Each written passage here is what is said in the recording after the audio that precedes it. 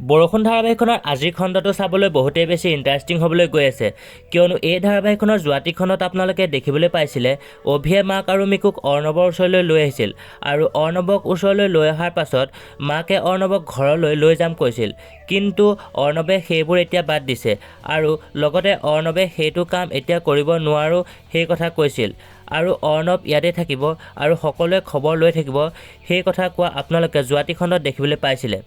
বন্ধু বান্ধৱীসকল, আজিৰ খণ্ডটোত আপোনালোকে দেখিবলৈ পাব আজি ৰত্নাই সেই ফটোখন চাই মনে মনে কান্দি থাকিব আৰু দেৱযানীয়ে দেখা পায় সেই ফটোখন কাৰ ফটো আৰু কিহৰ বাবে কান্দি আছে সেই কথা সুধিব আৰু আচলতে ৰত্নাৰ জীৱনত কি কি হৈ আছে আৰু কি কি হৈ গৈছে দেৱযানীয়ে সুধিব আৰু ৰত্নাই সকলোবোৰ কথা ক'ব নে নকয় দেখিবলৈ পাব আজিৰ খণ্ডটিত।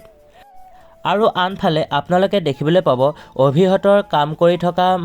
মানুহ দুজন যে মৃত্যু হ'ল আৰু সেই দুজন মানুহৰ মৃত্যু হোৱাৰ কাৰণে আজি অভিহঁতৰ ঘৰলৈ পুলিচ আহিব আৰু এতিয়া বাৰু পুলিচে অভিৰ দেউতাক আৰু অভিক এৰেষ্ট কৰিব নেকি দেখিবলৈ পাব আজিৰ খণ্ডটিত। সঁচাকৈ বন্ধুসকল, জনপ্ৰিয় ধাৰাবাহিক বৰষুণৰ আজিৰ খণ্ডটি চাবলৈ বহুতেই ইণ্টাৰেষ্টিং হ'বলৈ গৈ আছে আৰু আপোনালোকে কোনে কোনে বৰষুণ ধাৰাবাহিকখন চাই প্লিজ লাইক এটা কৰি দিব আৰু চেনেলটো নতুনকৈ অহা হ'লে চেনেলটো ছাবস্ক্ৰাইব কৰি দিব।